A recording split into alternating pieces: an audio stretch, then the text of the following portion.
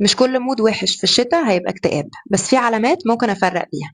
المود الوحش بيروح بعد كام يوم، بس الاكتئاب الموسمي ممكن يقعد بالأسابيع. في المود الوحش ممكن أفرح لو حاجة حلوة حصلت، في الاكتئاب الموسمي ممكن إحساسي بالفرحة يبقى أصعب بكتير. في الاكتئاب حتى الحلو بيعدي من غير إحساس ومن غير مشاعر، ولكن في المود الوحش بيبقى عندي القدرة إن أنا أتعامل مع الناس وأتفاعل حتى ولو مزاجي وحش.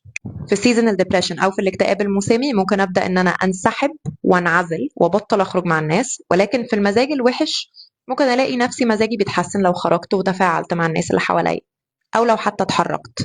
الاكتئاب الموسمي ساعات ممكن يبقى بيقاوم كل حاجة بتخليني أتحسن، وأهم فرق إنه لازم يبقى بيتكرر كل سنة في نفس الوقت، فمع دخلة الشتاء أو في الشتاء. لو الإحساس ده بيتكرر كل شتاء وبيأثر على يومي، فده مش كسل وده مش دلع، وده ممكن يبقى اضطراب.